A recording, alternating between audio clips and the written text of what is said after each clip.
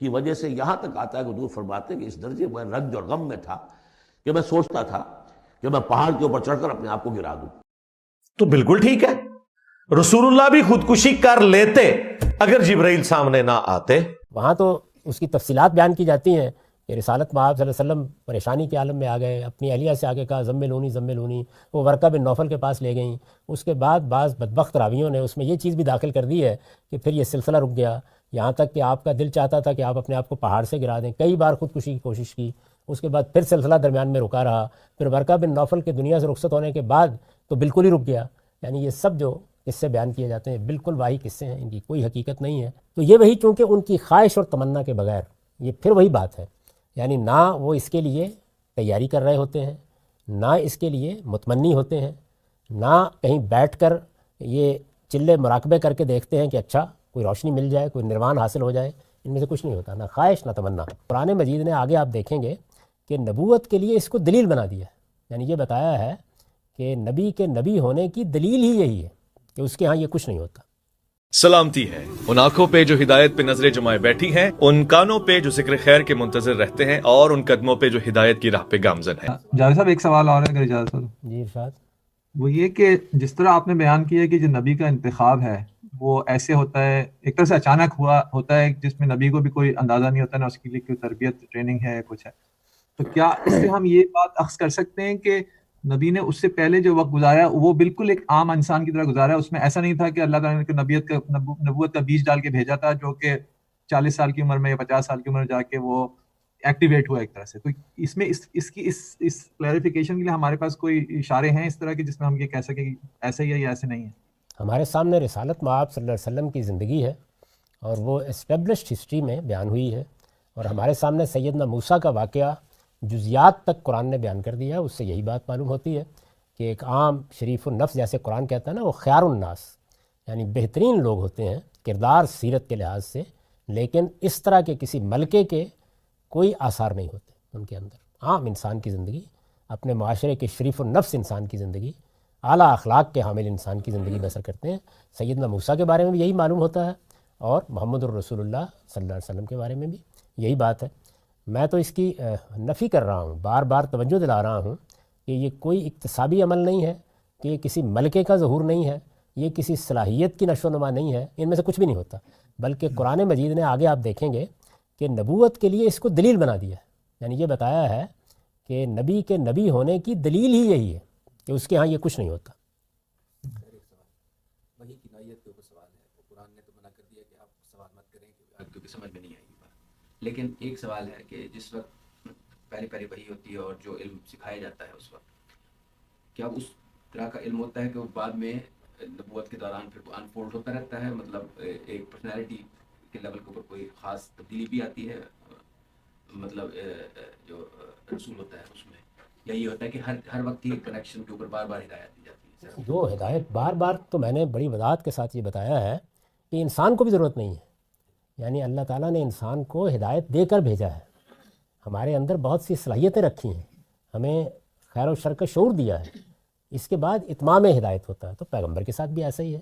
یعنی قرآن نازل ہونا ہے، کوئی کتاب نازل کرنی ہے، ظاہر ہے وہ تو ہوتی ہے، رہنمائی بھی کی جاتی ہے، لیکن پیغمبر اس رہنمائی کے نتیجے میں علم کے ایسے مقام پر فائز ہو جاتا ہے کہ پھر وہ اجتہاد بھی کرتا ہے، وہ اپنی رائے بھی دیتا ہے. یہ سب چیزیں آگے زیر بحث آئیں گی، یعنی اس بحث میں اپنے وقت پر یہ سب زیر بحث آ جائیں گی. قرآن کا ارشاد ہے کہ اس کو سمجھنا انسان کے حدود علمی سے باہر ہے. یعنی کس بات کو سمجھنا حدود علمی سے باہر ہے؟ یہ دیکھیے نا کہ مثال کے طور پر اس وقت میری آواز ہزاروں لاکھوں لوگوں تک دنیا کے مختلف علاقوں میں پہنچ رہی ہے. تو آپ سے کوئی پوچھے کیسے پہنچ رہی ہے، تو آپ سائنسی طریقے سے بتا سکتے ہیں کیسے پہنچ رہی ہے، اس لیے کہ یہ علم ہماری دریافت ہے. اللہ تعالیٰ یہ معاملہ کیسے کرتے ہیں، ملائے اعلیٰ سے کیسے آتی ہے، کہاں سے آتی ہے، کس میڈیم سے آتی ہے. یعنی جب اللہ تعالیٰ بات کر رہے تھے تو کیا وہ وادی مقدس طوا میں خود آ گئے تھے؟ آواز آ رہی تھی، اوپر سے آ رہی تھی، یعنی عرش الہی سے آ رہی تھی. یہ وہ معاملہ ہے جس کے بارے میں یہ فرمایا کہ اس کا علم نہیں دیا گیا تمہیں، روکا اس سے گیا ہے. یعنی وہ میڈیم کیا ہے، یا دوسرے لفظوں میں وہ سائنس کیا ہے جس سے یہ ہو جاتا ہے. اس سے آگے اس کی حقیقت کیا ہے؟ قرآن کا ارشاد ہے کہ اس کو سمجھنا انسان کے حدود علمی سے باہر ہے. چنانچہ فرمایا ہے وَيَسْأَلُونَكَ عَنِ الرُّوحِ قُلِ الرُّوحُ مِنْ أَمْرِ رَبِّي وَمَا أُوتِيتُم مِّنَ الْعِلْمِ إِلَّا قَلِيلًا. یہ تم سے روح کے متعلق پوچھتے ہیں جو تم پر وحی کی جاتی ہے. یہ روح یہاں پہ سول نہیں ہے اس آیت میں، بلکہ وحی میں قرآن مجید نے یہ کہا ہے کہ یہ ہم بھیجتے ہیں، یہ اصل میں ایک طرح کی پھونک ہے جو اس کو لے کے آتی ہے، تو اس کو روح سے تعبیر کیا ہے. وہ تم سے روح کے متعلق پوچھتے ہیں جو تم پر وحی کی جاتی ہے، ان سے کہو یہ روح میرے پروردگار کا ایک حکم ہے، اور اس طرح کے حقائق کا تم کو بہت تھوڑا علم دیا گیا ہے. یعنی یہ جو حقائق ہیں، مثلا یہ بات کہ انسان کی شخصیت بھی ایک نفخ کے نتیجے میں، ایک پھونک کے نتیجے میں انسان کے قالب میں آ جاتی ہے. اصل شخصیت جو غیر مرئی ہے، انویزیبل ہے، وہ جس وقت انسان کا حیوانی قالب تیار ہو جاتا ہے ماں کے پیٹ میں، جیتا جاگتا بچہ، تو اس کے بعد اس کو انسانی شخصیت دی جاتی ہے.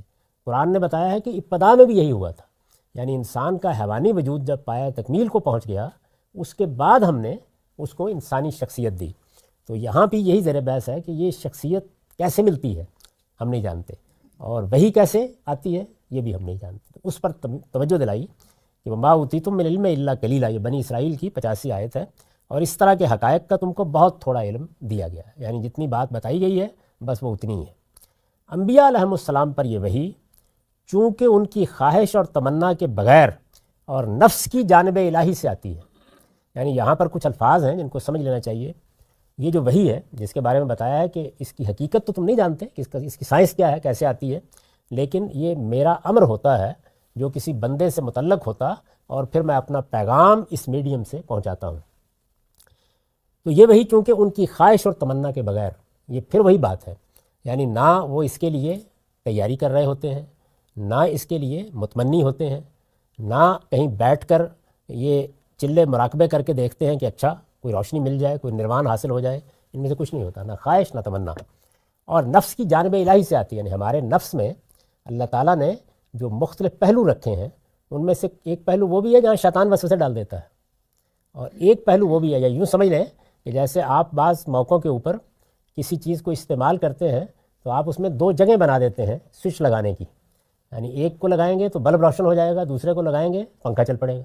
تو اللہ تعالیٰ نے نفس کے اندر بھی 2 جانب رکھے ہیں.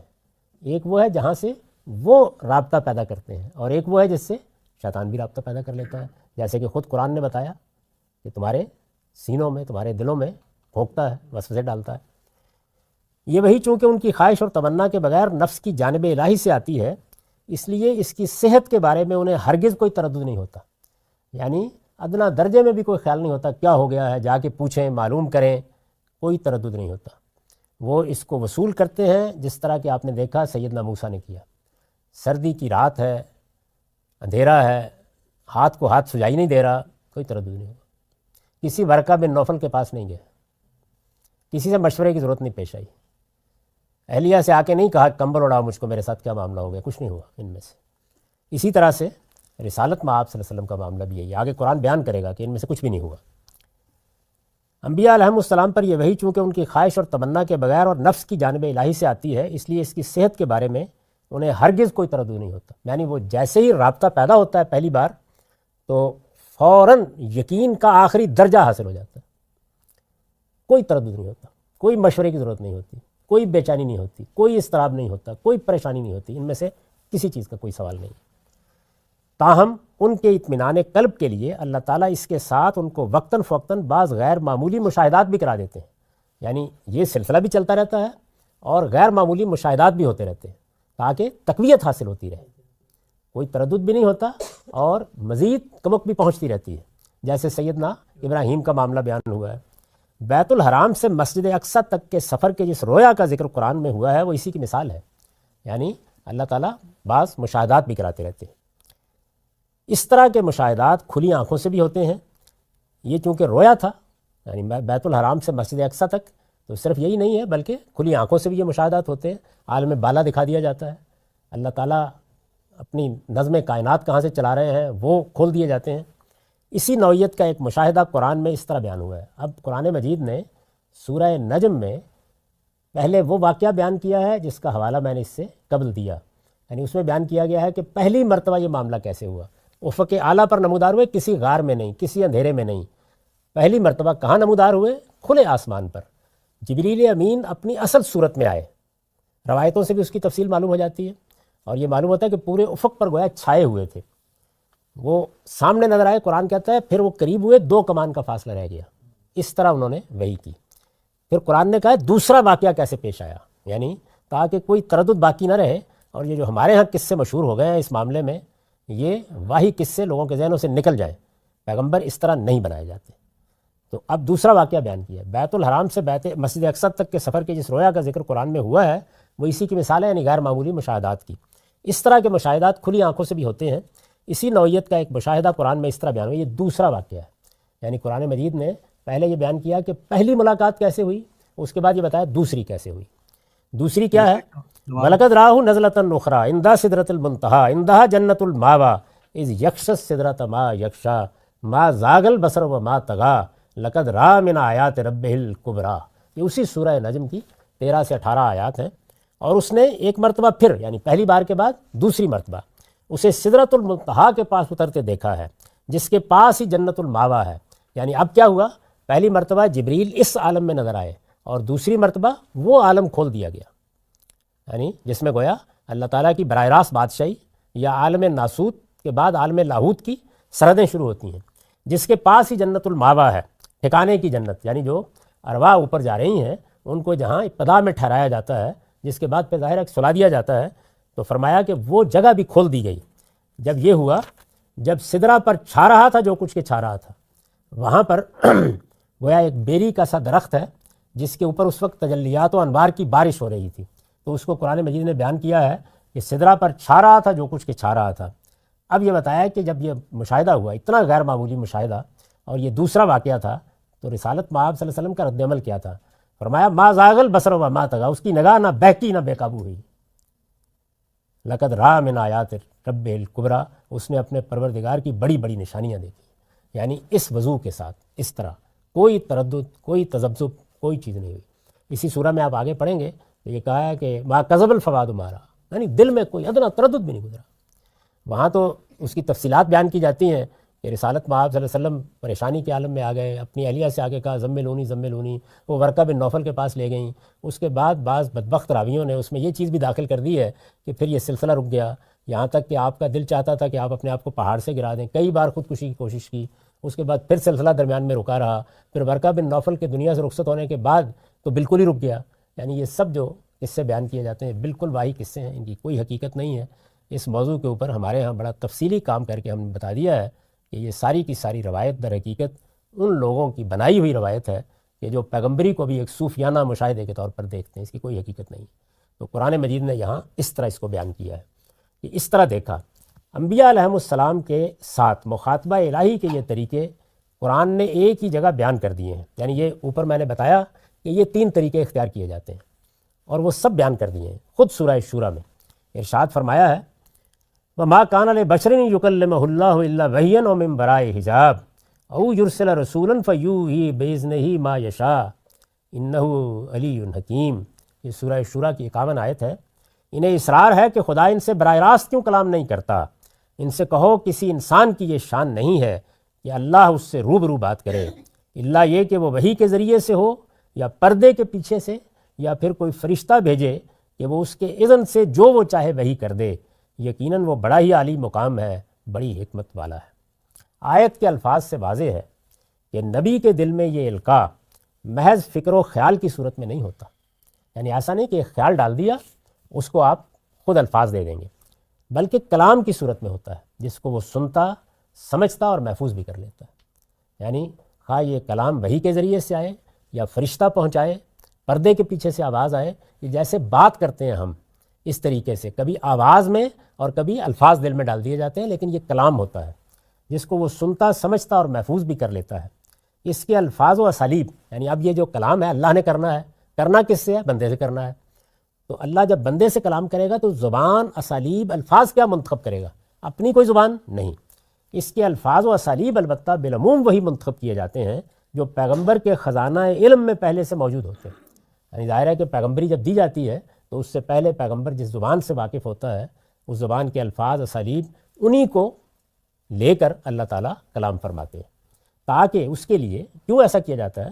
تاکہ اس کے لیے وہ کوئی ناقابل فہم اور اجنبی چیز بن کر نہ رہ جائے، سمجھ میں آنی چاہیے بات۔ تو پیغمبر کی زبان، اس لیے قرآن مجید نے اپنے بارے میں یہ کہا ہے کہ یہ بلسان عربی مبین ہے، واضح عربی زبان میں. دوسری جگہ تصریح کیا بلسانک، یہ آپ کی زبان میں. رسول اللہ صلی اللہ علیہ وسلم کو خاص طور پر کہا ہے کہ یہ آپ کی زبان میں. یہ اسی کا نتیجہ ہے کہ انبیاء علیہم السلام کے احوال و وقائع اور ان کی استعداد و صلاحیت کے لحاظ سے ان کی وحی میں بھی لفظ اور معنی دونوں کے لحاظ سے غیر معمولی فرق ہو جاتا ہے. یعنی یہی وجہ ہے کہ آپ کو زبور میں اور اسلوب ملتا ہے، تورات میں اور اسلوب ملتا ہے، انجیل میں اور اسلوب ملتا ہے، نبیوں کے صحائف میں اور ملتا ہے. اس لیے کہ نبی کون ہے، زبان کون سی ہے، زمانہ کون سا ہے، زبان کے اسالیب کیا ہیں، ان کا لحاظ رکھا جاتا ہے.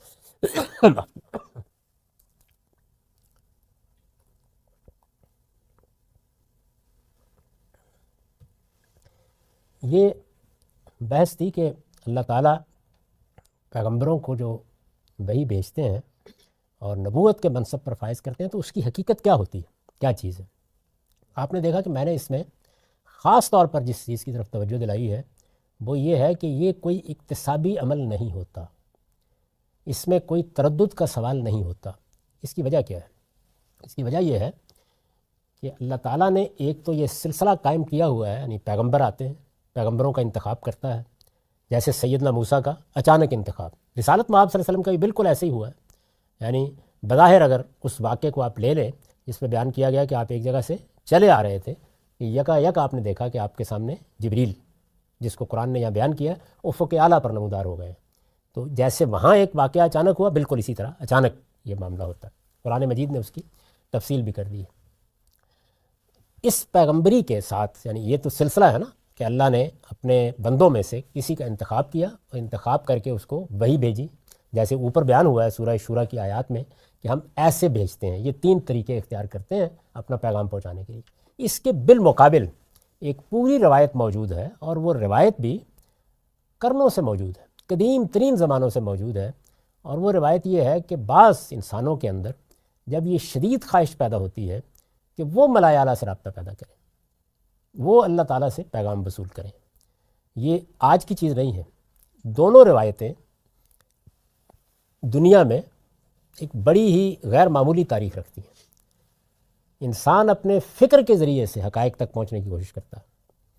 فکر کے ذریعے سے کیسے پہنچا جاتا ہے؟ یعنی انسان کو عقل دی گئی ہے، وہ یہ محسوس کرتا ہے کہ جو چیزیں اس کے سامنے آ رہی ہیں ان کے پس منظر میں در حقیقت اس کے ذہن کی کار فرمائی ہے. یہ ایک عمومی تجربہ ہے جو انسان کو ہوتا ہے. کیسے ہوتا ہے؟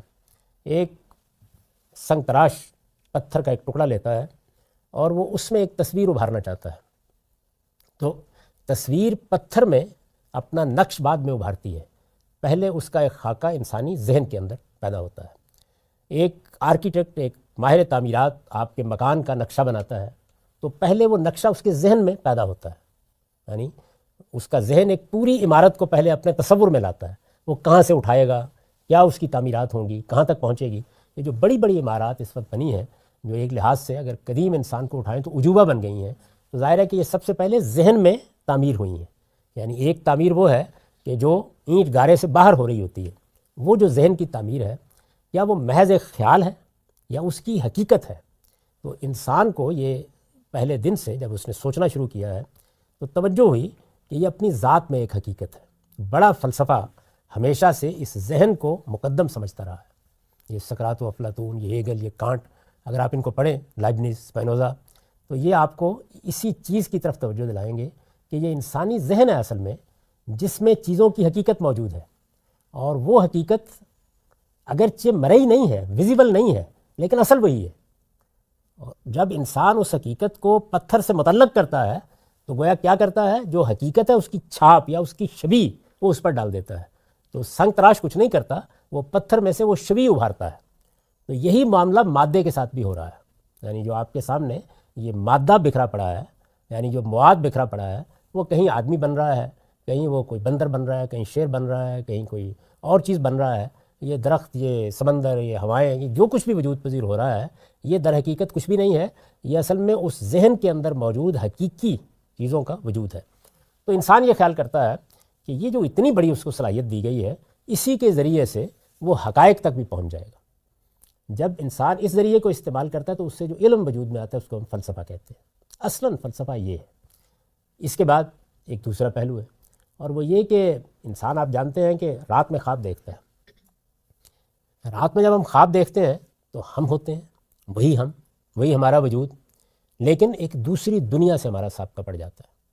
اس دنیا میں بعض موقعوں کے اوپر ایسے حقائق منکشف ہوتے ہیں کہ انسان خیال کرتا ہے کہ یہ تو ماضی کی کوئی چیز ہے، بہنے ہی سامنے آ گئی، یہ مستقبل کا کوئی واقعہ۔ کئی لوگ آپ کو سنائیں گے کہ یہ جو پرسوں معاملہ ہوا وہ میں نے 3 دن پہلے بہنے ہی اس طرح دیکھ لیا تھا۔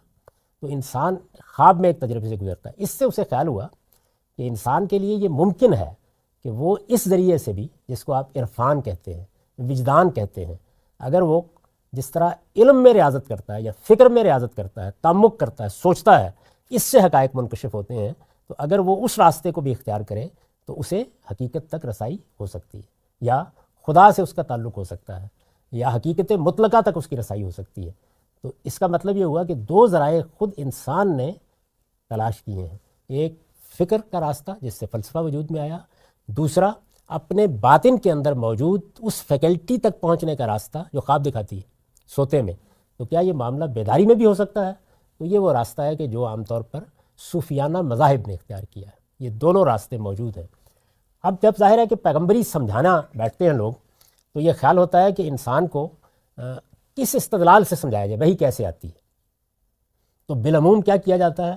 بالعموم صوفیانہ عرفان کی مثال دے دی جاتی ہے۔ لوگ بھی یہ خیال کرتے ہیں کہ اسی طرح کی کوئی چیز ہے، بلکہ جب کبھی کوئی دعوے کی حد تک نبوت سامنے آئی جو حقیقی نبوت نہیں تھی، تو اسی طرح کا استدلال بھی ہوا کہ اگر آدمی مراقبے کرتا ہے، نیکی کرتا ہے، تو اللہ کی محبت ہے، اللہ تعالیٰ پھر اس کے نتیجے میں، اس کے صلے میں اس کو نبوت دے دیتے ہیں، یا گویا انسان کا رابطہ ہو جاتا ہے۔ ہمارے ہاں کی صوفیانہ روایت میں بھی آپ جگہ جگہ اس کا ذکر دیکھتے ہیں۔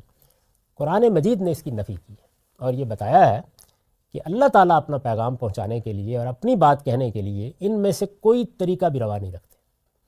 یعنی اگر آپ نے اپنی فکر کو مہمیز دینی ہے تو اس کے لیے بھی صحیح میدان کون سا ہے؟ اس کے لیے صحیح میدان آپ کی مادی کائنات اور آپ کے نفس کے حقائق ہیں، ان پر غور کریں، اس سے علوم کے دروازے کھلیں گے۔ چنانچہ ایسا ہی ہوا کہ جب انسان ماں بعد طبیعت کی مسائل اور اس کی گتھیاں سلجھانے سے باز آ گیا اور اس نے اپنی مادی دنیا کے قوانین پر غور کرنا شروع کیا تو ایک نئی دنیا اس کے سامنے آ گئی۔ ہم یہ بھی دیکھتے ہیں کہ اگر وہ نفس کے حقائق پر غور کرے تو اس سے بھی ایک نئی دنیا سامنے آتی ہے۔ چنانچہ قرآن مجید میں اس کی بھی مثالیں موجود ہیں کہ ملکہ بلقیس کا تخت اٹھا لانے جیسا علم انسان دریافت کر چکا تھا۔ یہ معمولی چیز نہیں ہے، کوئی 1500 میل کے قریب کا فاصلہ ہے جہاں سے چشم زدن میں وہ اٹھا کے لے آیا گیا۔ اور قرآن مجید نے یہ بتایا کہ کون تھا وہ، الذی عندہ علم من الکتاب، اس کے پاس نوشتہ خداوندی کا ایک علم تھا، اٹھا کر لے آیا اس کے نتیجے میں۔ تو یہ بھی علم ہے، سائنس یہ بھی علم ہے۔ آپ اگر اس دنیا سے متعلق ہو، یعنی آپ نے تخت اٹھا کے لانا ہے، یہ بھی ممکن ہے۔ آپ نے اس پوری کی پوری مجلس کو ابھی مریخ پر دکھانا ہے، یہ ممکن ہے، لیکن آپ ملائے اعلیٰ سے رابطہ کر لیں، آپ حضیرت القدس میں داخل ہو جائیں، آپ جبریل امین سے کوئی چیز چھین لیں، آپ فرشتوں کے ساتھ ربط پیدا کر لیں، آپ اللہ تعالیٰ کی بارگاہ میں دخل انداز ہونے کی کوشش کریں، تو اس کی نفی کی گئی ہے، اس کا کوئی سوال نہیں۔ اللہ تعالیٰ کہتے ہیں کہ مجھے جب اپنے بندوں سے کوئی بات کرنی ہوتی ہے تو میں اپنے فرشتوں کے ذریعے سے بھیجتا ہوں، یا براہ راست کلام کرتا ہوں، یا پردے کے پیچھے سے آواز دیتا ہوں، لیکن یہ انتخاب بھی میرا ہوتا ہے۔ یعنی اس میں نہ تو کوئی باطنی ملکہ ہے جو ظہور پذیر ہو جاتا ہے، کوئی صلاحیت ہے جو نشو و نما پا کے سامنے آ جاتی ہے، نہ یہ کسی مراقبے کے نتیجے میں حاصل ہونے والا نروان ہے، ان میں سے کوئی چیز بھی نہیں ہے۔ تو اس کی نفی قرآن مجید نے کی ہے کہ نبوت کی حقیقت کیا ہے۔ تو اگر آپ کو اللہ کی بات جاننی ہے، یعنی دنیا کے اندر اللہ تعالیٰ نے جو علوم فنون رکھے ہیں، جو راز رکھے ہیں، جو اسرار رکھے ہیں، ان کو آپ نے تلاش کرنا ہے، ان کی جستجو کرنی ہے، تو اس کے دروازے کھلے ہوئے ہیں، لیکن اس بارگاہ میں داخلے کا کوئی راستہ نہیں۔ یعنی آپ نیکی کریں، آپ خیر کے علمبردار بنیں، آپ تقوی کے اعلیٰ معیار پر پہنچیں، اس کا نتیجہ آخرت میں اللہ تعالیٰ کے انعامات کی شکل میں ملے گا۔ لیکن اس دنیا میں رہتے ہوئے اللہ تعالیٰ کی بات کو جاننے کا کوئی اور راستہ نہیں۔ میں نے یہ بتا دیا ہے اپنی کتاب برہان میں تمام صوفیانہ مذاہب کے حاملین کی تحریریں نقل کر کے کہ وہ اصرار کرتے ہیں اس بات پر کہ پیغمبر جہاں سے لیتے ہیں ہم اس سے بھی بالا تر جگہ سے لے کے آ جاتے ہیں۔ اسی طرح سے جو روایت عام طور پر آپ کو ہندوستان میں ملتی ہے، خواہ وہ بدھ مت کی روایت ہے، خواہ وہ جین مت کی روایت ہے، یا اور اس طرح کی روایتیں ہیں، ان سب کے اندر اگر آپ اتر کر دیکھیں تو وہاں انسان یہی کام کرتا نظر آئے گا۔ یعنی کسی درخت کے نیچے بیٹھ کر، کسی غار میں بیٹھ کر، کسی کھو میں جا کر وہ حقیقت تک پہنچنے کی صحیح کر رہا ہے، حقیقت سے کیا مراد ہے؟ یعنی اس کائنات کا اصل اصول کیا ہے، یہ کہاں سے کنٹرول ہو رہی ہے، اس میں اگر کوئی اس کا خالق ہے تو اس کی حقیقت کیا ہے اور اس سے ہمیں کیسے اخذ کرنا ہے، تو اس کی کوشش کرتا ہے۔ تو اللہ تعالیٰ نے یہ قرآن مجید میں واضح کر دیا ہے کہ مجھے جب کوئی بات کہنی ہوتی ہے تو میں اس طرح کرتا ہوں، اور یہ معاملہ میری طرف سے ہوتا ہے، اور یہ جلیل القدر پیغمبروں کے ساتھ بھی ایسے ہی ہوتا ہے۔ یعنی راستے میں چلتے ہوئے موسیٰ علیہ السلام کو بلا لیا جاتا ہے، ان کو وہم و گمان میں بھی نہیں ہوتا کہ مجھے اس منصب پر فائز کیا جا رہا ہے۔ یہی صورتحال محمد الرسول اللہ کے بارے میں بیان کی۔ یہ توجہ دلانا اس لیے مقصود تھا کہ ان چیزوں کو خلط ملط کر دیا جاتا ہے، یہاں تک کہ آپ دیکھیں گے کہ جو ریکنسٹرکشن ہے علامہ اقبال کی، اس میں انہوں نے پیغمبرانہ مشاہدات کے لیے معیار بنا دیا صوفیانہ مشاہدے۔ یہ دونوں اپنی نوعیت کے لحاظ سے بالکل الگ الگ چیزیں، ان کا آپس میں کوئی تعلق نہیں ہے۔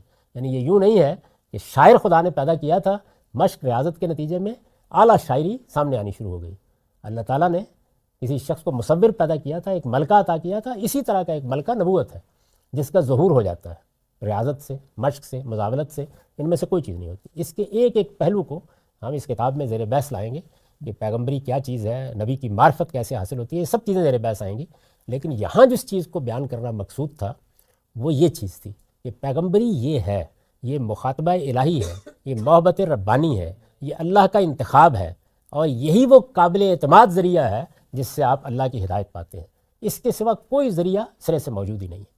اور یہ جو ذریعہ ہے یہ پھر جتنے آپ دنیا کی علمی تاریخ کا اگر مطالعہ کریں تو انسان کے بارے میں، کائنات کے بارے میں، انسان کے اخلاقی وجود کے بارے میں آپ بالکل حیرت زدہ ہو جاتے ہیں کہ جب قرآن ان سوالوں کا جواب دیتا ہے تو کیسی متعین، کیسی قطعی، کیسی صاف اور کیسی واضح بات کرتا ہے، اور کس طرح ایک ایک چیز کو بالکل حل کر دیتا ہے۔ یعنی انسان جن چیزوں میں گرداں رہا ہے اور اپنی سرگردانی کی حکایت سناتا ہے، اس سے بالکل نکل کر آپ صراط مستقیم پر کھڑے ہو جاتے ہیں۔ تو ان کو الگ الگ کر لیجئے بالکل، یعنی اچھی طرح سمجھ لیجئے کہ ہمیں جو یہ نفسی صلاحیتیں دی گئی ہیں، یہ جو ہمارے باطن کے اندر بعض فیکلٹیز رکھی گئی ہیں، یہ نفس جن قوانین کے ساتھ کام کرتا ہے، ان کو دریافت کرنے میں کوئی معنی نہیں ہے، ضرور کریں، لیکن اس سے آپ اوپر نہیں جائیں گے، اسی دنیا میں رہیں گے۔ اور اس دنیا میں یہ صلاحیت بھی پیدا کی جا سکتی ہے کہ ملکہ بلقیس کا تخت چشم میں اٹھانا ہے۔ وہ نفسی علوم میں سے کسی علم کا ماہر ہے، الذی عنده علم من الکتاب، اس کے پاس اللہ کے نوشتے، اللہ کے قانون کا ایک علم تھا جس کے نتیجے میں وہ یہ سب کرے۔ اور ابھی آپ نے دیکھا کہ مادے کے قوانین پر انسان نے جب غور کرنا شروع کیا تو وہاں وہ کیا کچھ کرنے میں کامیاب ہو گیا۔ یعنی اس وقت کی دنیا کو اگر آپ آج سے 200 سال پہلے کے کسی انسان کو اٹھائیں اور اس کے سامنے پیش کر دیں اور یہ بتائیں کہ یہ سب ہو رہا ہے، تو وہ اسی طرح تعجب کا اظہار کرے گا جیسے آپ کو تعجب ہو رہا ہے کہ ملکہ بلقیس کا تخت کیسے آ گیا تھا۔ تو یہ دونوں علوم دنیا کے اندر موجود ہیں، ان میں اگر کوئی آدمی اشتغال پیدا کرتا ہے تو کوئی ممنوع نہیں ہے، بس یہ کہ یہ سمجھ لینا چاہیے کہ اس میں شیطان کی دراندازی کا موقع ہوتا ہے۔ نفسی علوم میں وہ اس غلط فہمی میں مبتلا نہ کر دے کہ آپ کہیں بارگاہ میں پہنچ گئے ہیں۔ کوئی بارگاہ میں نہیں جاتا، سب کچھ یہیں ہو رہا ہوتا ہے، اور سارے مشاہدات بھی یہیں کے ہوتے ہیں، سارے اکتشافات بھی یہیں کے ہوتے ہیں۔ یہ جو کچھ ہے یعنی اللہ کی طرف سے، اس کا طریقہ یہ ہے، اس میں پیغمبر کا انتخاب کیا جاتا ہے اور اس کے ذریعے سے اس کو مشاہدات بھی کرائے جاتے ہیں، اس کو وحی بھی کی جاتی ہے، اس کو معجزات بھی دیے جاتے ہیں۔ لیکن یہ الہی انتخاب، یعنی یہاں اوپر سے انتخاب ہوتا ہے، ربانی محبت ہوتی ہے۔ آپ کسی چلے، کسی ریاضت، کسی ملکے کی نشو و نما سے اس کو نہیں پا سکتے۔ یہ بنیادی بات ہے جس کو بیان کرنا مقصود تھا۔ تو میرے نزدیک غار حرا کا افسانہ در حقیقت اس بنیادی حقیقت کو ایک صوفیانہ نوعیت کی چیز بنا دینے کے لیے وضع ہوا ہے، اس کی کوئی حقیقت نہیں ہے۔ یہ اس لیے تنبیہ یا توجہ کرنی ضروری تھی۔ روایت کیا ہے، روایت کہاں سے آئی ہے، کن لوگوں نے بیان کی ہے، اس پر ہمارے ہاں بہت تفصیلی کام ہو چکا ہے۔ آپ میں سے جس کو اس کی خواہش ہو وہ اس کو ضرور پڑھ لے۔ یہاں میں اگر اس میں داخل ہوتا ہوں تو بہت سا وقت اس کی نظر ہو جائے گا، تو آپ اس کو دیکھ سکتے اور پڑھ سکتے ہیں، لیکن اچھی طرح اس بات کو نوٹ کر لیجئے کہ رسالت میں آپ صلی اللہ علیہ وسلم کو نہ کوئی تردد لاحق ہوا ہے، نہ آپ کی آنکھ بہکی ہے، نہ آپ نے کوئی اپنی پیغمبری کے بارے میں شبہ ظاہر کیا ہے، نہ کسی ورقہ بن نوفل سے اس کی تصدیق کی ضرورت پڑی ہے۔ قرآن کے الفاظ میں نہ آنکھ جھپکی ہے، نہ بے قابو ہوئی ہے، نہ دل نے کسی چیز کی تردید کی ہے۔ جو کچھ دیکھا ہے کھلی آنکھوں سے دیکھا ہے، اس کی شہادت دی ہے اور آ کے انسانوں کے سامنے بیان کیا ہے کہ مجھے میرے پروردگار نے اس عظیم منصب کے لیے منتخب کر لیا ہے۔ پیغمبروں کا انتخاب اس طرح ہوتا ہے۔ اس کی شان دیکھنی ہو تو سیدنا موسیٰ کا واقعہ پڑھیے، اس کا کمال دیکھنا ہو تو سورہ نجم میں رسالت میں آپ صلی اللہ علیہ وسلم کی وحی کی داستان پڑھیے۔ اس میں قرآن نے الفاظ استعمال کیے ہیں یہ کہ یہ پہلا واقعہ ہے اور یہ دوسرا واقعہ ہے، تو اس وجہ سے کوئی گنجائش اس بات کی نہیں ہے کہ اس طرح کے قصے اور کہانیاں اس کے بارے میں مانے جائیں۔ اقول قولی ھذا واستغفر اللہ لی ولکم ولسائر المسلمین۔ یہ سوال ایک جیسا یہ ہے کہ آپ نے جو پچھلے 10-15 منٹ میں بیان کیا، کیا اس سے یہ نتیجہ نکالنا جائز ہوگا کہ جو جن مذاہب کو آپ صوفیانہ مذاہب کہتے ہیں کہ وہ ان دیئر ایسنس وہ مبنی بر حق نہیں ہو سکتے؟ اس کا کوئی امکان ہی نہیں ہے سر سے، اس لیے کہ وہ انسانی نفسی کی فریب دہی کا نتیجہ ہوتے ہیں۔ اور انسان کا معاملہ یہی ہے، یعنی جیسے ہی وہ اس دنیا میں داخل ہوتا ہے، آپ دیکھیں ادھر ذرا باہر کی دنیا میں آ جائیں، جیسے ہی انسان کو بڑے اکتشافات ہوئے ہیں، اس نے تاریخ کو جان لیا، اس نے انسان کی پیدائش کو جان لیا، اس نے اس بڑے انفجار کا وقت معلوم کر لیا جبکہ اس کائنات کی ابتدا ہوئی، تو اس کا نتیجہ کیا ہے؟ وہ یہ خیال کرتا ہے کہ اس نے حقیقت کو آخری درجے میں پا لیا ہے۔ قرآن مجید اسی وجہ سے ان سارے معاملات کے بارے میں بنیادی رہنمائی دیتا ہے تاکہ معلوم ہو کہ بادشاہ کائنات جب بتاتے ہیں کہ میں نے کیا کیا تھا تو کیسے بتاتے ہیں، اور انسان جب سوچتا ہے تو وہ کس طریقے سے سوچتا ہے۔ تو یہی معاملہ جو ہے وہ ہمارے ہاں ان لوگوں کے ساتھ ہوا ہے۔ اس کو کسی اپنے ہاں یا غیر میں تقسیم مت کیجیے، یعنی آپ ہندوؤں کے ہاں دیکھ لیں، آپ مسیحیوں کو دیکھ لیں، آپ یہودیوں کے ہاں دیکھ لیں، یہ صوفیانہ مذاہب جو ہیں ان کی پوری تاریخ یہی بتاتی ہے کہ وہاں انسان انہی مراحل سے گزرتا ہے، اور وہ بھی ایک دنیا ہے، بہت بڑی دنیا ہے۔ میں نے عرض کیا کہ اگر اس دنیا کا بھی سچا علم انسان حاصل کرے تو ملکہ بلقیس کا تخت اٹھا لا دے سکتا ہے چشم زدن میں، پلک جھپکنے میں۔ اس وقت بھی یہ ساری مجلس جو ہے یہ پلک جھپکنے میں دنیا بھر میں دکھائی جا سکتی ہے۔ تو وہاں پر بھی واقعہ اس طرح ہوا ہے، وہ علم ہے، اس کا اللہ تعالیٰ کی محبت سے تعلق نہیں ہے۔ یعنی وہ ایک محبت تو ہے نا، یہ سائنسدان بھی جو کچھ کر رہے ہیں وہ اللہ ہی کا دیا ہوا ہے، لیکن وہ ایک دوسری دنیا ہے۔ لیکن جیسا ہم اس کو ایسے کیوں نہیں دیکھ سکتے کہ قرآن میں 2 طریقے بیان کیے گئے ہیں جس طرح سے اللہ تعالیٰ نے انسان سے رابطہ کیا، لیکن اس میں کوئی تیسرے یا چوتھے یا 5ویں طریقے کی نفی تو نہیں ہوتی صرف ان 2 کے کہنے سے۔ یہ ہم نے اس پہلے 2 کے ذکر سے یہ کس طرح ہم نے کنکلوڈ کیا کہ باقی اور طریقہ کوئی نہیں ہو سکتا؟ آپ کی 2 سے کیا مراد ہے؟ 2 سے مراد یہ اللہ تعالیٰ نے حجاب کے پیچھے سے براہ راست بات کی یا کسی وحی کا طریقہ استعمال کیا، وحی میں کسی یہ تو 2 ہے ہی نہیں ہے، یہ تو میڈیم میں 2 نہیں ہے۔ جو اصل بات ہے جس پر میں نے اتنی دراز نفسی کی ہے وہ یہ ہے کہ انتخاب خدا کا ہوتا ہے، اکتساب نہیں، تعلیم نہیں، تربیت نہیں، نشو و نما نہیں، انتخاب خدا کا ہوتا ہے۔ یہ تو بات کا معاملہ ہے کہ اب انتخاب ہوگا تو کیا کرے گا اللہ تعالیٰ۔ یہ ہم نے دیکھا کہ انہیں بنیاد بنا کر یہ بات کہی گئی کہ رسالت مآب صلی اللہ علیہ وسلم اس میں ایسے مایوس ہو جاتے تھے الیاذ باللہ کہ خودکشی کی کوشش کرتے تھے۔ سلامتی ہے ان آنکھوں پہ جو ہدایت پہ نظریں جمائے بیٹھی ہیں، ان کانوں پہ جو ذکر خیر کے منتظر رہتے ہیں، اور ان قدموں پہ جو ہدایت کی راہ پہ گامزن ہیں۔ سوال یہ ہے کہ اللہ تعالیٰ نے وہی نازل کرنا شروع کی، پیغمبر کو اعتماد تھا، انہوں نے اس کو پرسیو کیا، تو اس کے بعد یہ فترہ وہی کیا ہے؟ کیوں وقفہ ہوا؟ کیوں یہ ہوا کہ رسالت مآب صلی اللہ علیہ وسلم سے اللہ کا جو وہ رابطہ تھا جیسے بالعموم سمجھا جاتا ہے کہ وہ منقطع ہوا کچھ وقفے کے لیے؟ اس کی حکمت کیا تھی؟ فترہ وہی کیا ہے؟ یہ کیوں کی گئی؟ اس میں شبہ نہیں کہ یہ بڑی اہم بحث ہے۔ اس کی وجہ یہ ہے کہ یہی فترہ ہے یا فترات ہیں جن کو لوگوں نے فتنے کا محل بنا لیا ہے۔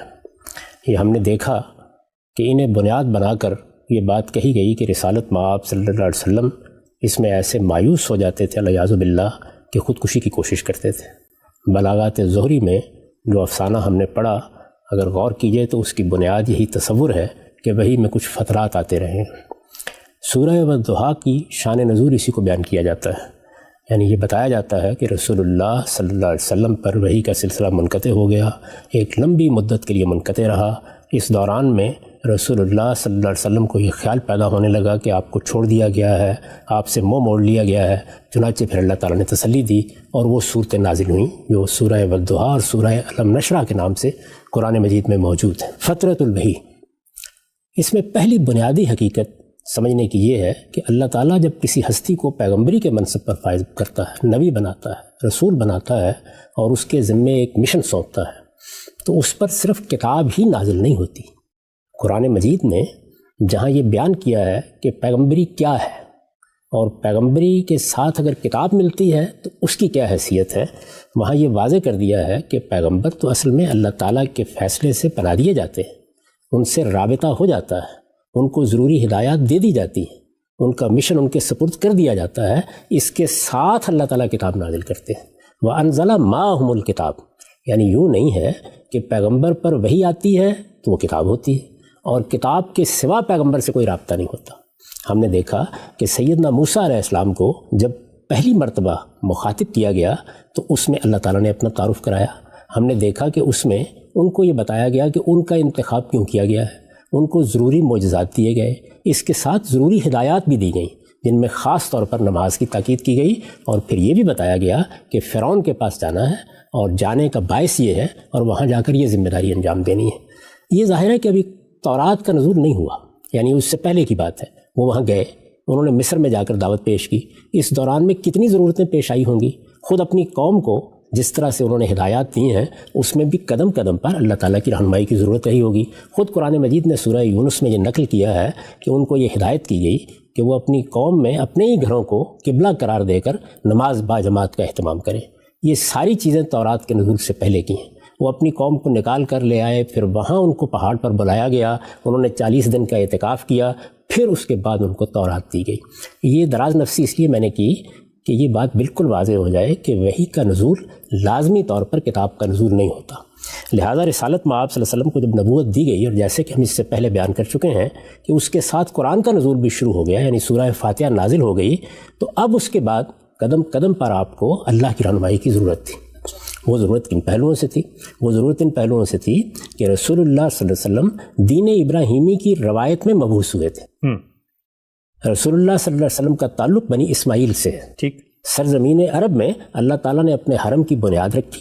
سیدنا ابراہیم علیہ السلام نے اس کی تعمیر نو کی, اسماعیل علیہ السلام کو اس کی تولیت کے لیے مقرر کیا, اور اس طرح بنی اسماعیل کی ایک بڑی نسل وجود میں آئی. ٹھیک.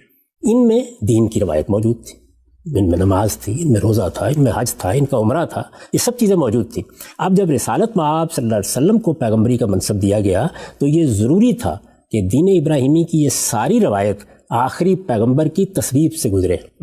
اس کے بغیر یہ اب دنیا کے لیے دین نہیں بن سکتی تھی. ٹھیک. یعنی یہ رسالت میں آپ صلی اللہ علیہ وسلم کا قول و فعل اور تقریر و تصویب تھی جس سے اس کو دین بن کے آگے منتقل ہونا تھا.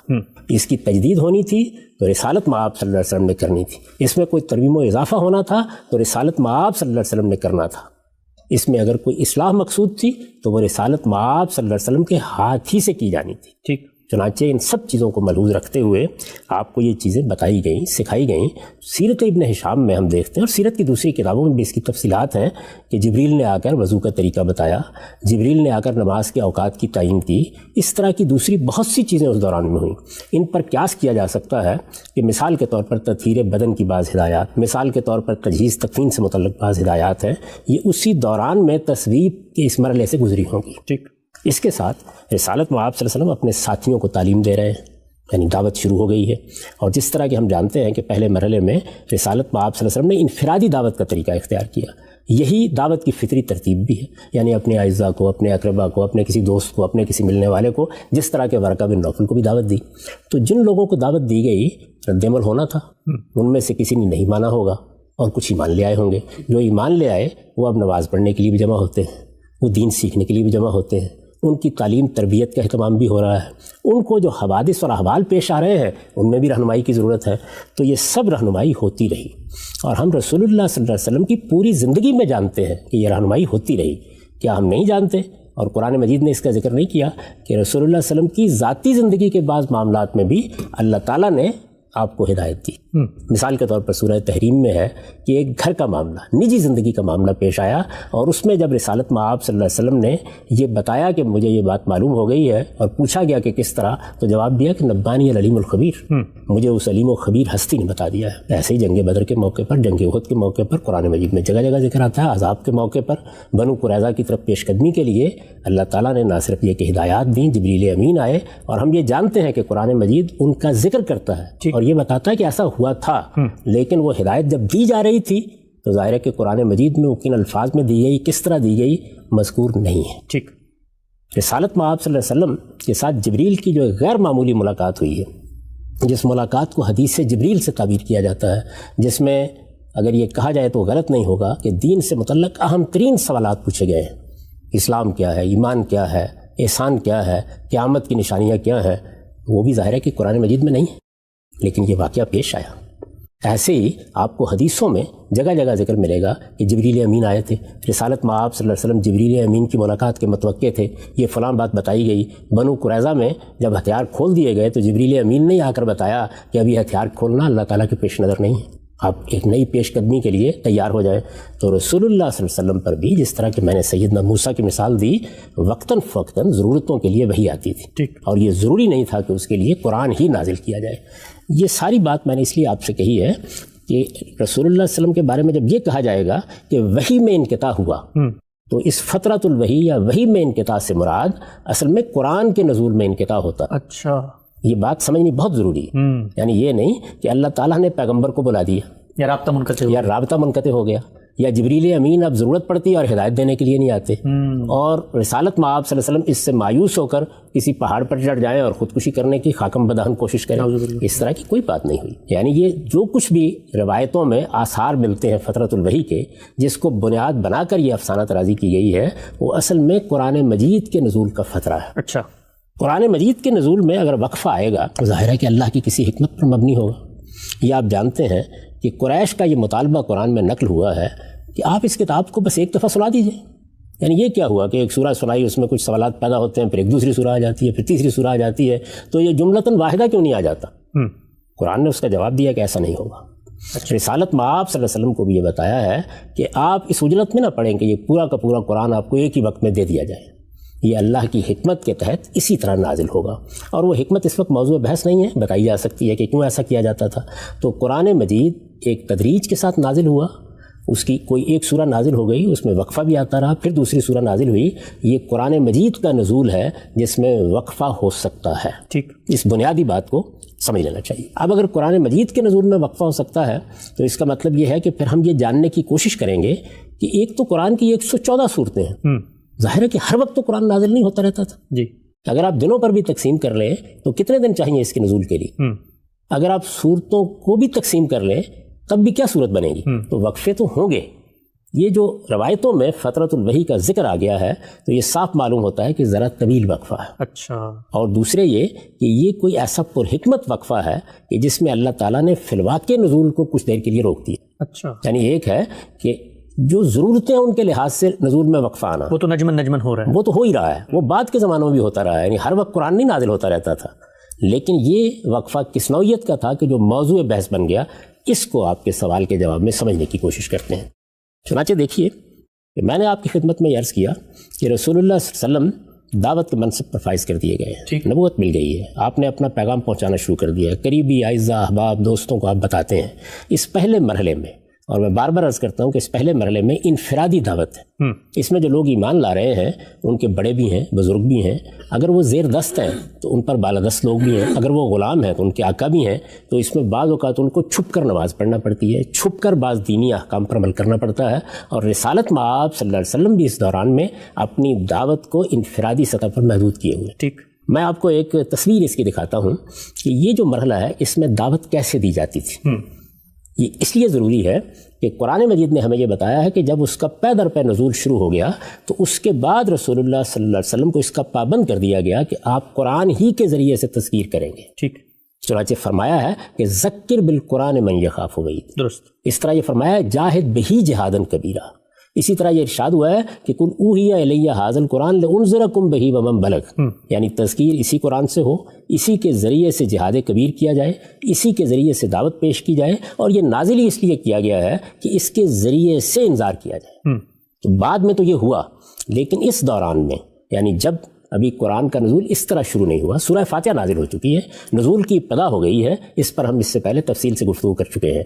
دعوت کا کام جاری ہے، وہ منقطع نہیں ہوا، تو دعوت کے پیش کرنے کی کیا نوعیتیں سامنے آتی تھی؟ میں صرف ایک واقعے کی طرف اشارہ کروں گا تاکہ ایک تصویر آپ کے سامنے آ جائے، اس سے آپ اندازہ کر سکتے ہیں واقعات اس کے علاوہ بھی سیرت کی کتابوں میں بیان ہوئے ہیں۔ یعنی غام صاحب اب تک بات یہ ہو گئی کہ جو اللہ تعالیٰ کی طرف سے وحی آتی تھی اس میں ایک چیز ہے قرآن کا نزول اور ایک ہے اللہ تعالیٰ کا جبریل کے ذریعے رابطہ ہدایات دینا۔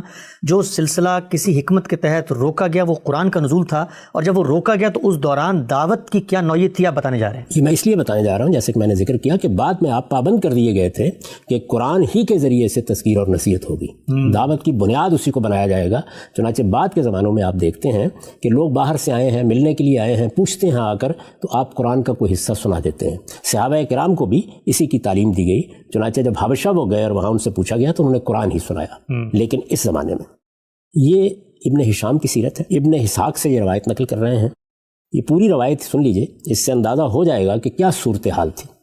یہ کہتے ہیں کہ وَذَكَرَ بَعْضُ أَهْلِ الْعِلْمِ أَنَّ رسول اللہ صلی اللہ علیہ وسلم کان اذا حضرت الصلاۃ خرج الى شعاب مکہ، یعنی رسول اللہ صلی اللہ علیہ وسلم بعض اہل علم بیان کرتے ہیں کہ جب نماز کا وقت آتا تو مکے کی گھاٹیوں میں نکل جاتے تھے۔ ٹھیک، ظاہر ہے اس کی ضرورت اسی پہلو سے ہوگی کہ ابھی ان چیزوں کو زیادہ نمایاں کرنا مقصود نہیں، نماز آپ کے ساتھ دوسرے لوگوں نے بھی پڑھنی ہے، وہ نگاہ میں آ جائیں گے۔ چنانچہ یہ بیان ہے یہاں خرج الی شعاب مکہ و خرج معه علی ابن ابی طالب، اور رسالت میں آپ صلی اللہ علیہ وسلم کے ساتھ علی ابن ابی طالب بھی اسی طرح نماز کے لیے مکے کی گھاٹیوں کی طرف نکل جاتے تھے۔ اچھا، کیوں؟ مستخفین من ابیہ ابی طالب و من جمیع اعمامہ و سائر قومہ، اس لیے کہ اس وقت تک علی ابن ابی طالب کی یہ ضرورت تھی کہ وہ اپنے اسلام کو یا اس نئے دین کو اپنے باپ ابو طالب سے، اپنے دوسرے چچاؤں سے اور اپنی باقی قوم کے لوگوں سے چھپا کر رکھیں۔ ٹھیک، یہ اس وقت کی ضرورت تھی، یہ رسالت میں آپ صلی اللہ علیہ وسلم کی ضرورت نہیں تھی۔ نبی اپنی دعوت کو چھپا کر نہیں رکھتا، نبی صلی اللہ علیہ وسلم کی دعوت تو انفرادی سطح پر جاری تھی، لیکن یہ ایمان لانے والوں کی بہرحال ضرورت تھی۔ فیصلی عن الصلوات فیہا، اور پھر اس طرح مکے کی گھاٹیوں میں جا کر دونوں نماز پڑھتے تھے۔ فیضا امسیا رجا، اور جب شام کا وقت ہونے کو ہوتا تو لوٹ آتے تھے۔ فمکث کذالک ما شاء اللہ ان یمکثا، یہی معاملہ رہا جب تک اللہ نے چاہا، یعنی کچھ عرصے تک ایسے ہی باہر جانے کا سلسلہ جاری رہا اور وہاں جا کے دونوں نماز پڑھ لیتے۔ ثم ان ابا طالب اسرا علیہما یوما وہما یصلیان، اب اس میں ہوا کیا کہ ایک دن دونوں نماز پڑھ رہے تھے مکے کی کسی گھاٹی میں کہ ابو طالب نمایاں ہو گئے۔ اچھا، وہ مطلع ہوئے ہوں گے یا ویسے نکلے ہوں گے تو وہ وہاں آ گئے۔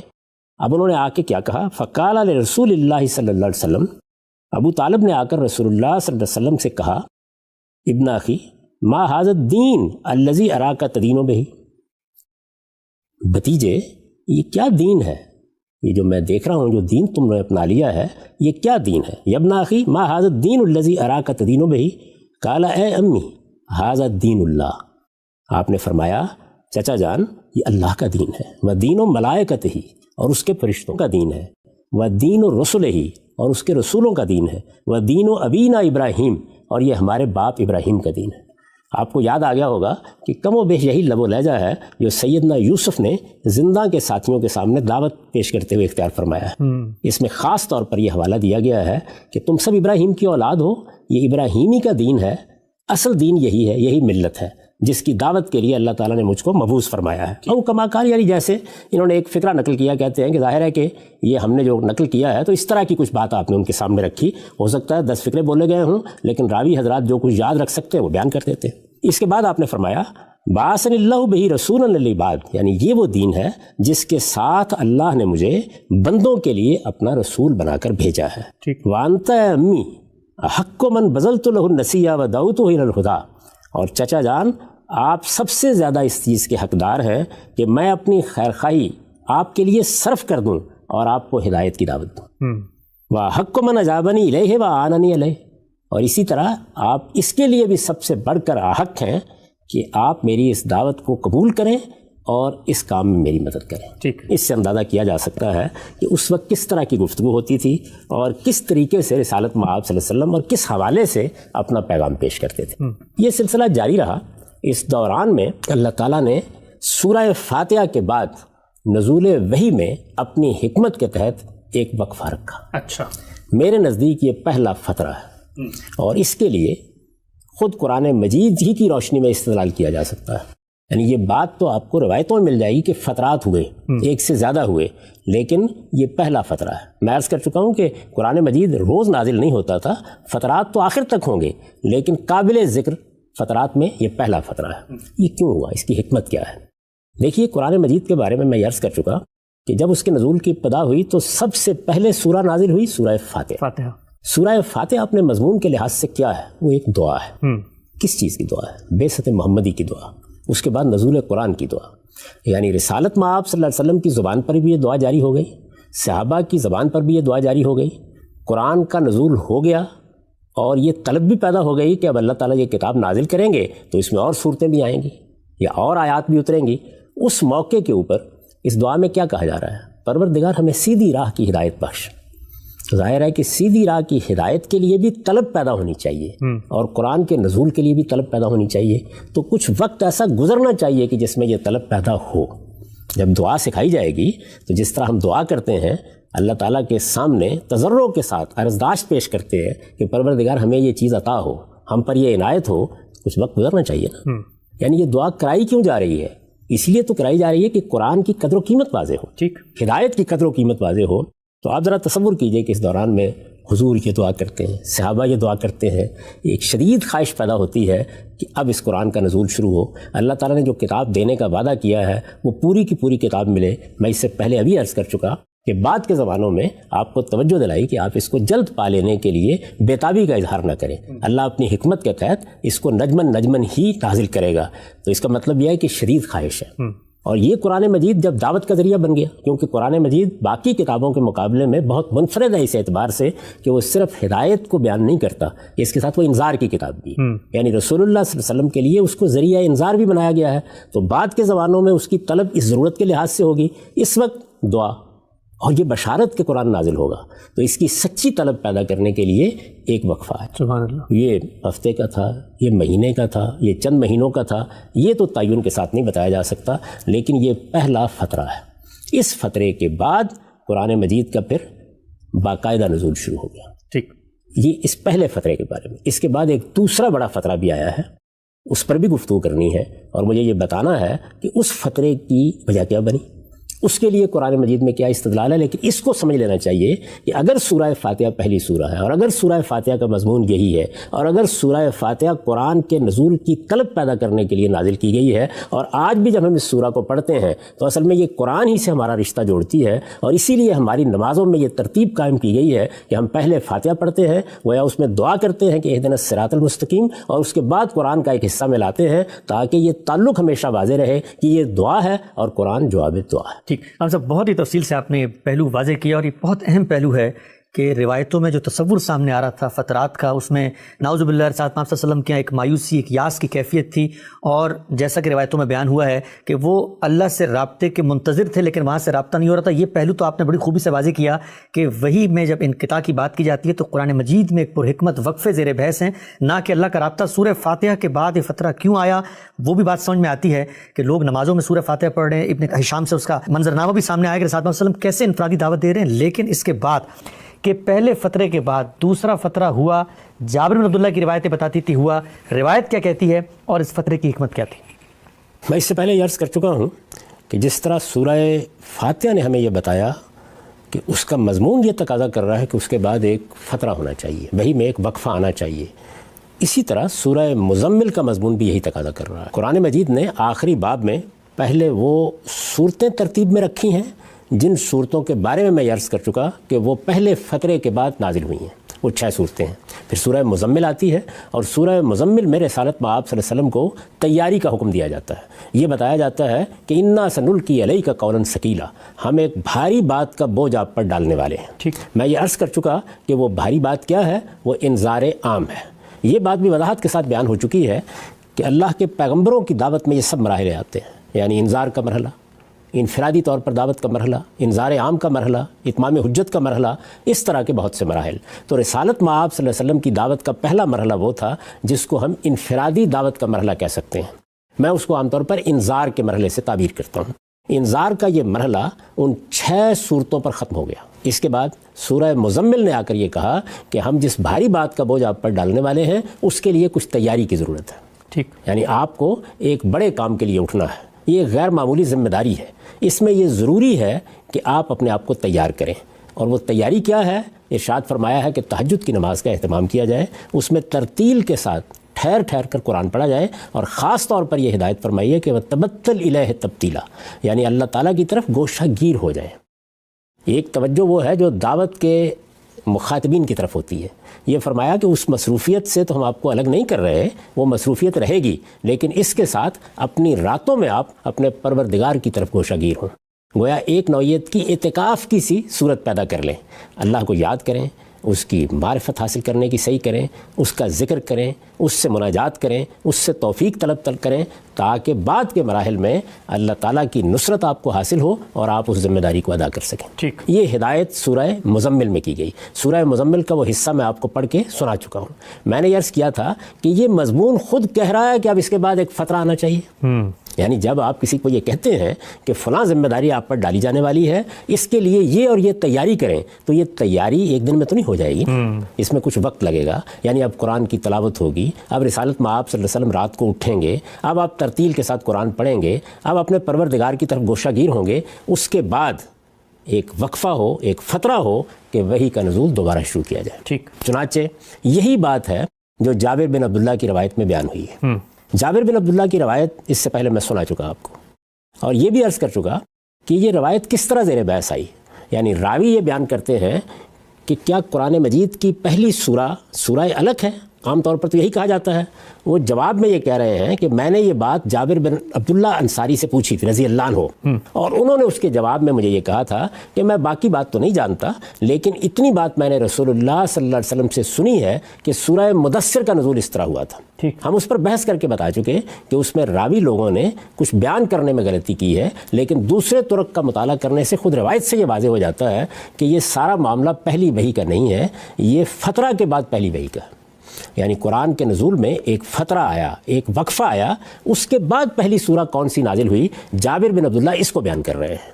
اب اس روایت کو ایک مرتبہ پھر سن لیجئے. ٹھیک. یہ روایت اگرچہ پڑھی جا چکی ہے, لیکن 2-3 قسط پہلے پڑھی گئی تھی, اس کو دوبارہ سن لیجئے تاکہ ربط کلام بالکل واضح رہے. میں نے یہ روایت بخاری سے آپ کی خدمت میں پیش کی تھی. یہ وہی کتاب التفسیر ہے, ابن شہاب کی روایت ہے. وہ یہ کہتے ہیں کہ ابو سلمہ نے ہم تک یہ بات پہنچائی ہے. کیا پہنچائی ہے؟ وہ یہ کہتے ہیں کہ اخبرنی جابر بن عبداللہ, وہ یہ کہتے ہیں کہ مجھے جابر بن عبداللہ رضی اللہ عنہ نے یہ خبر دی انہ سمع رسول اللہ صلی اللہ علیہ وسلم یحدث عن فترۃ الوحی.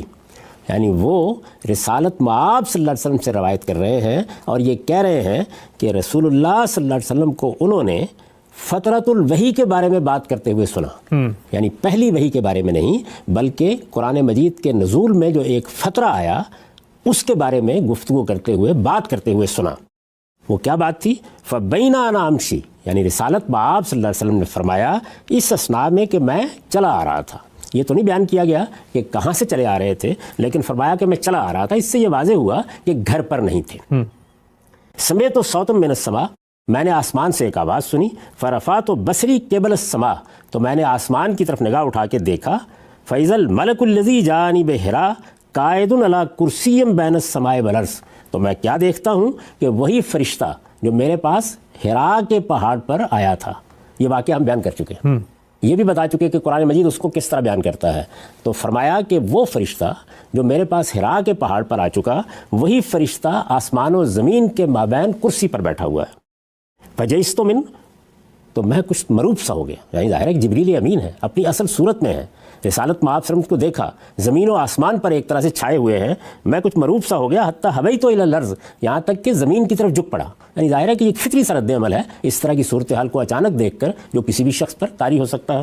حتی حویت الی الارض, یہاں تک کہ میں زمین کی طرف جھک پڑا. فجئت اہلی, پھر اس کے بعد میں اپنے گھر آیا اور میں نے گھر والوں کو آ کر کہا زملونی زملونی, ذرا مجھے میری چادر دے دو, میں چادر اوڑھنا چاہتا ہوں. فزملونی, تو مجھے چادر انہوں نے اڑا دی. فانزل اللہ تعالیٰ, اس کے بعد اللہ تعالیٰ نے یہ سورہ نازل کی یا ایھا المدثر. اس کے بعد فرمایا ہے کہ اس کی ابتدائی آیات نازل ہو گئیں. ٹھیک. یہ روایت ہے. اس روایت میں یہ بالکل واضح ہے کہ وہ فترۃ الوحی ہے جس کے بعد پہلی سورہ مدثر ہے جو رسالت مآب صلی اللہ علیہ وسلم پر نازل ہوئی ہے. یہ بات قرآن مجید کی ترتیب سے بالکل اسی طرح واضح ہو جاتی ہے. یعنی ہم نے 7ویں باب کو دیکھا کہ اس میں 6 صورتیں ہیں. یہ انذار کی صورتیں ہیں, بالکل ابتدائی دور میں نازل ہوئی ہیں. اس کے بعد سورہ مزمل آتی ہے. سورہ مزمل آ کر یہ کہتی ہے کہ تیاری کیجئے, ایک بھاری بات کا بوجھ آپ پر ڈالنے کا فیصلہ کر لیا گیا ہے. اس کے فوراً بعد کون سی سورہ ہے؟ سورہ مدثر. اچھا, تو سورہ مدثر میں گویا وہ بھاری بات کا بوجھ ڈال دیا گیا ہے. میں نے عرض کیا تھا کہ وہ انذار عام کا بوجھ ہے.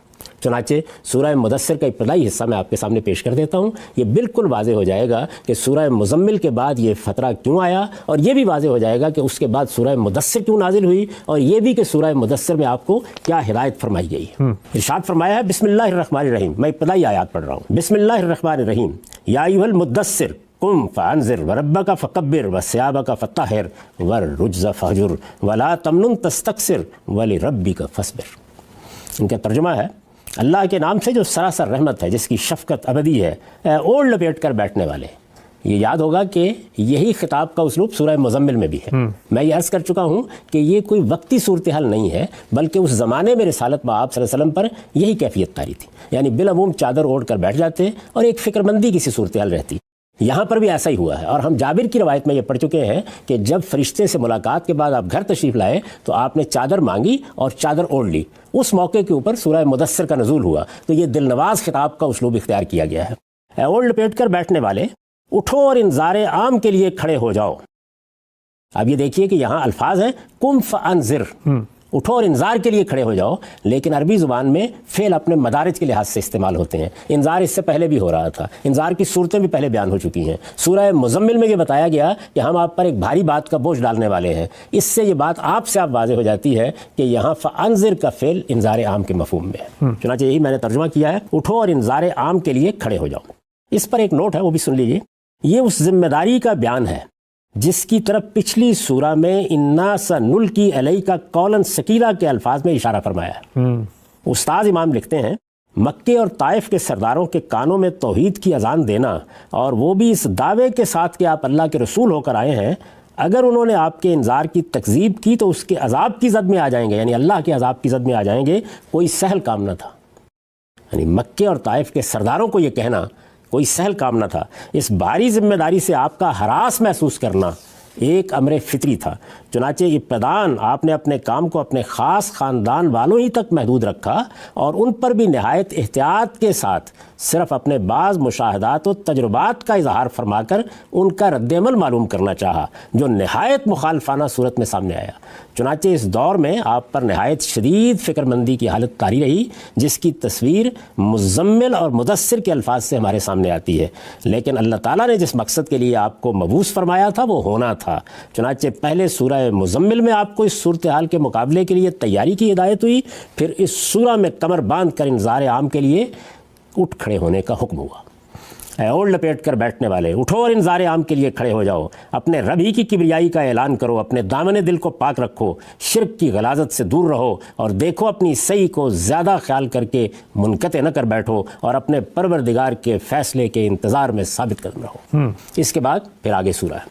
اس سے آپ اندازہ کر سکتے ہیں کہ یہ فترہ کیا تھا، یہ فترہ کیوں آیا، اس کی حکمت کیا تھی.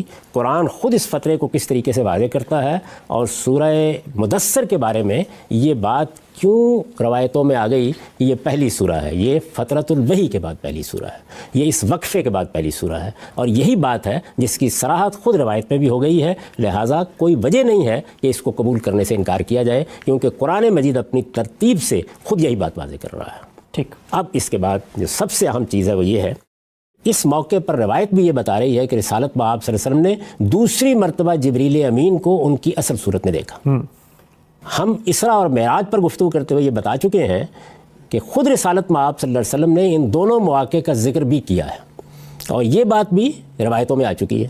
دونوں مرتبہ آپ نے فرمایا کہ میں نے جبریل امین کو ان کی اصلی صورت میں دیکھا ہے. جبریل امین کے ساتھ وہ بارہا آتے تھے، ملاقات ہوتی رہتی تھی، وہی کرتے تھے، قرآن نازل کرتے تھے، لیکن اصلی صورت میں خود رسالت مآب صلی اللہ علیہ وسلم کا ارشاد ہے کہ میں نے 2 ہی مرتبہ ان کو دیکھا ہے، اور دونوں مرتبہ اسی زمین پر کھڑے ہوئے دیکھا ہے، اور اس طرح دیکھا ہے کہ وہ آسمان سے گویا نیچے کی طرف آ رہے ہیں. یہ تصویر ہم اس سے پہلے روایتوں کی صورت میں پیش کر چکے ہیں.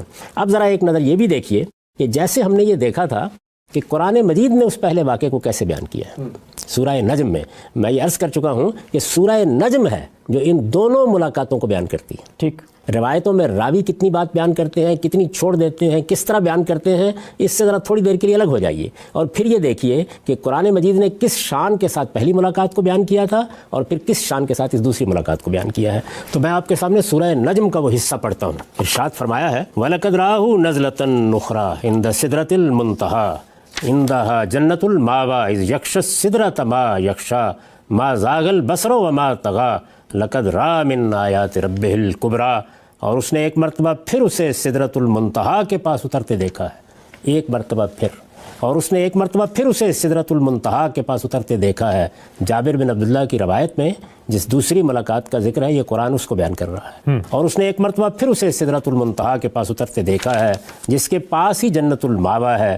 جب سدرہ پر چھا رہا تھا جو کچھ کے چھا رہا تھا، اس کی نگاہ نہ بہکی نہ بے قابو ہوئی، اس نے اپنے پروردگار کی بڑی بڑی نشانیاں دیکھی. یہ سورہ نجم ہے. اس میں پہلی وحی کا بھی آپ بیان سن چکے، یہ دوسری وحی کا بیان بھی آپ نے سن لیا. اپنے ذوق کی تسکین کے لیے آپ اجازت دیں تو میں ان دونوں کو ایک ہی مرتبہ پڑھ دیتا ہوں تاکہ ایک پوری تصویر آپ کے سامنے آ جائے. ضرور. اللہ کے نام سے جو سراسر رحمت ہے، جس کی شفقت ابدی ہے. تارے گواہی دیتے ہیں جب وہ گرتے ہیں کہ تمہارا رفیق نہ بھٹکا ہے نہ بہکا ہے. وہ اپنی خواہش سے نہیں بولتا. یہ قرآن تو ایک وحی ہے جو اسے کی جاتی ہے. اس کو ایک زبردست قوتوں والے نے تعلیم دی ہے جو بڑا صاحب کردار، بڑا صاحب حکمت ہے. چنانچہ وہ نمودار ہوا اس طرح کہ وہ آسمان کے اونچے کنارے پر تھا، پھر قریب ہوا اور جھک پڑا، یہاں تک کہ 2 کمانوں کے برابر یا اس سے کچھ کم فاصلہ رہ گیا. پھر اللہ نے وحی کی اپنے بندے کی طرف جو وحی کی. جو کچھ اس نے دیکھا وہ دل کا وہم نہ تھا. اب کیا تم اس چیز پر اس سے جھگڑتے ہو جو وہ آنکھوں سے دیکھ رہا ہے؟ اور اس نے ایک مرتبہ پھر اسے سدرۃ المنتہا کے پاس اترتے دیکھا ہے جس کے پاس ہی جنت الماوا ہے. جب سدرہ پر چھا رہا تھا جو کچھ کے چھا رہا تھا، اس کی نگاہ نہ بہکی نہ بے قابو ہوئی. اس نے اپنے پروردگار کی بڑی بڑی نشانیاں دیکھی ہیں. اس کے بعد کسی روایت کی طرف التفات کی کیا ضرورت باقی رہ جائے؟